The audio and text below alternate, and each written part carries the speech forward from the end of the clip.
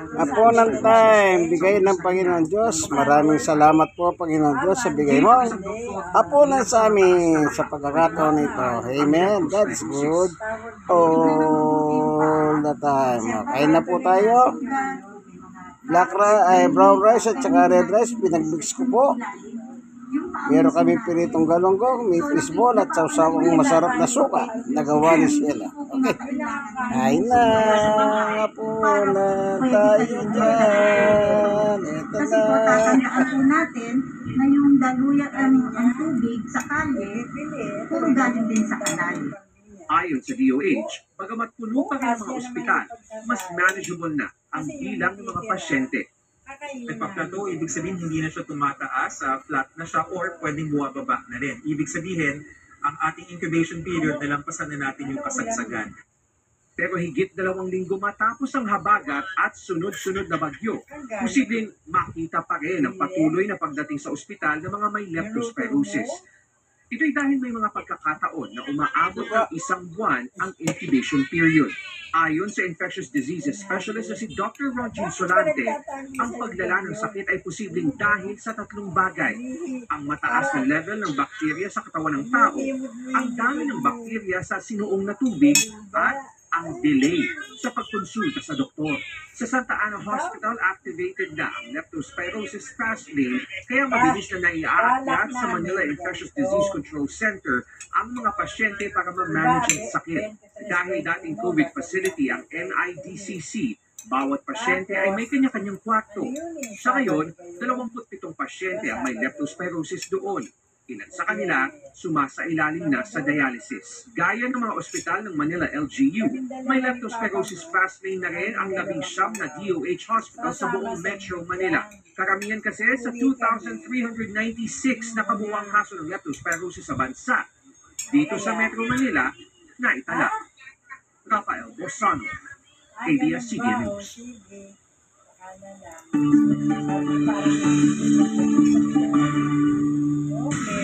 Alamin muna natin ang lagay ng panahon mula kay ABS-CBN resident meteorologist Ariel Rojas. Ariel, nasaan na si Bagyong Goryo? At may kinalaman ba itong mga pag-ulan na ating nararanasan dahil lang kay Goryo? Kabayan, thunderstorms ang nagpaulan, hindi lang po sa Metro Manila kundi sa maraming bahagi ng Pilipinas ngayong hapon. Yung bagyong ating Lindokoy po, pumasok yan ng Philippine Area of Responsibility bago maghating gabi kagabi. Yan yung severe tropical storm po doon na may local name na Goryo. Muli pong namataan ang severe tropical storm Goryo sa layong 1,060 km silangan ng extreme northern Luzon. Taglay ang hangin na 110 km per hour at yung pagbugso umaabot hanggang 135 km per hour.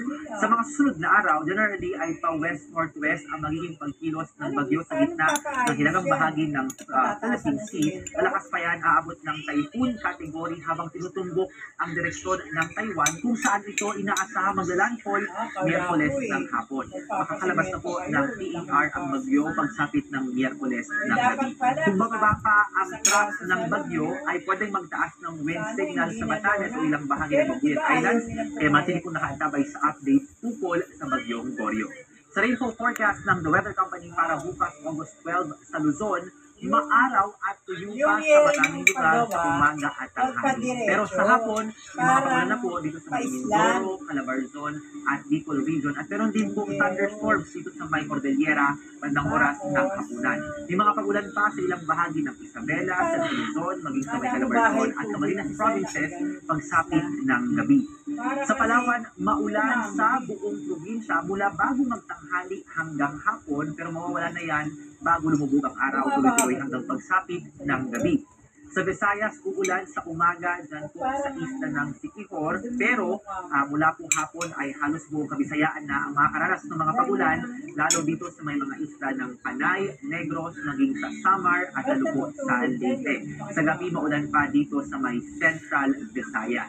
Sa Mindanao naman, tanghali magsisimula ang mga pagulan at may kalakasan po ang buhos ng ulan sa hapon sa bahagi ng Lanao Provinces, ngayon din sa may parteng Bukidnon at ilang bahagi ng Davao Region. Sa gabi may aasan pa mga pagulan sa ilang parte sa may Central at sa Eastern Mindanao. Lalo naman po sa Metro Manila, magiging maaraw at mainit maghapon pero kukulimlim bago lumubog yung araw at inaasahan po na pagsapit ng gabi may mas aasahang mga pag-ulan sa halos buong rehiyon ng Metro Manila. Maganda. Kapamilya, kinagulat po ng ilang motorista ang isang dust devil na nabuo sa ginagawang kalsada sa Cabalawan, Tacloban City ngayong Lunes ng umaga. Napuna ng video ni Jojini Esperas ang naturang dust devil kung saan mabilis na umiikot ang hangin at natatangay ang alikabok at dumi sa kalsada. Kinumpirma ng Pag-asa Tacloban na dust devil nga ang nasa video. Anila, hindi mapanganib ang dust devil kumpara sa mas malaking buhawi. Nabubuo ang dust devil kapag mainit ang panahon. Dahil sa pag-angat ng mainit na hangin, nagkakaroon po ng maliit na low pressure area sa lupa na siyang nadudulot ng pag-ikot ng hangin at nagdadala ng dumi at maliliit na debris. Ilang minuto lang ito tumatagal gaya ng nakunan sa video. Yan po ang update sa lagay ng panahon. Ako po si Ariel Rojas. Ingat sa pamilya. Nabugahan ng tinta ng higanteng pusit ang isang mangingisda sa Sibuyan, Romblon nitong linggo. Kuwang-kuwa sa video ang eksena. Panoorin po natin. Ayan, mga kapising nyo. Panahuli ko. Natawa na lang ang mangingisdang si Vice Patroller Chris Anthony Raxilio nang masapul ang kanyang mukha ng tinta. Kasama niya noon ang kanyang ama sa bangka na hindi rin napigilan ng pagtawa. Ang kwento po ni Chris, sanay na siya sa ganitong pangyayari dahil 7 taon na niyang hanap buhay ang paghuli ng giant pusit. Naibebenta niya ito sa palengke ng 200 hanggang 240 pesos kada kilo. Nakakahuli siya ng 7 hanggang sa 10 piraso kada araw kapag maganda ang panahon at kalmado ang dagat. At susunod, barko ng Bureau of Fisheries and Aquatic Resources hinarang at binugahan ng tubig ng China Coast Guard malapit sa Bago de Masinloc. At naglalakihang kontrata at halos pare-parehong presyo ng flood control projects nakuha ng mga kumpanyang tinukoy sa listahang inilabas ng Pangulo. Tuloy-tuloy pa rin ang ating pagbabalita sa pagbabalik ng TV Patrol.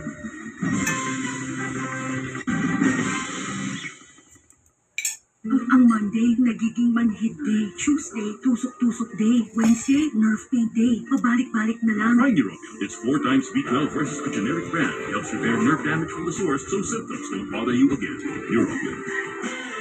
Ma, nagluto ako ng adobo. Lasang toyo nga lang. Gamitin mo kasi secret ko. Add Knorr Chicken Cubes. May sarap ng isang buong manok. Kaya minti sarap ang adobo. Ang sarap ko yan. Parang nandito ka lang, ha? Knorr. Did you know kids' milestones start from their gifted brains? Nurture it with ProMilk to help fuel the 4 brain developmental milestones: focus, memory, problem solving, and language. Nurture a gifted brain. ProMilk. Ang payat na nakuha mong cash. Turo ng lola ko, sa Palawan po siya pagsanda. Mataas ang appraisal at as low as 2.5% ang interest rate. Kaya malaki ang wing cash. Ang kulinayan pa. Ipalawan mo na yan. How to serve you? Regent assorted cakes, made from high-grade ingredients baked to perfection, comes in a variety of luscious flavors wrapped in a light, delectable sponge base, so soft and moist. A great tummy filler snack anytime, with flavors to choose from for everyone. Regent assorted cakes in ube, pandan, mocha, melon, and strawberry flavors. By Regent. Imbis germs at lagkit, feel aircon cool. Safeguard extra strong cool. Germs off, aircon cool on. Ready to enjoy more Chicken Joy's moments? Isa pa.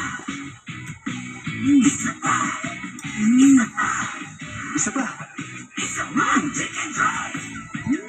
Try the new Chicken Joy Perfect Pairs. DPS Leader, big check kaya! Nakakahiya ko kulo. Kahit makapal, kahit tuyo sa loob. Perfume bango all day. Sarap na barkada moment. delicious with cookie bits. Crunchy choco dip. To the top, sarap ng cornetto. Pili na! Ako ay nangarap ng isang mas maunlad na buhay. Buo ang aking loob at paniniwala na ang susi ng ating pangarap ay edukasyon, tiyaga at sakripisyo. The sacrifices paid off. I am now a licensed teacher and in my pursuit of success, kasama ko sa journey ang Memo Plus. I trust Memo Plus. Yung kaibigan kaya sa brother man po, Tama, sa pangarap mo, mahalagang para ang Memo Pasko ay hindi Senior mo at citizen, dapat gamitin pang 64. anong uri ng site. Oh shucks, Stroke loss. 6 years. Intrabanyo, person with disability. 6 years. Sa awat ko ng Panginoon Diyos, ito malakas pa. Oh, kaya? Extra. Octopus, opposite, pusit. Siwit niya, babait na aso. 100% more hair damage. New Pantene Bond Repair Treatment. Dati, sa Samer ngayon, siwit niya na lang. It helps build hair damage Samer. repairing 100% more damage from first wash. New Pantene Bond Repair Treatments. Hindi ka nga rito. Samer, halika nga. At ang pagmamahal namin sa inyo ang lumilikha ng isang malaking pag-asa ng kakaiba. Eh, thank you for watching. God bless us all. Bye-bye. I'm really sorry, Answer.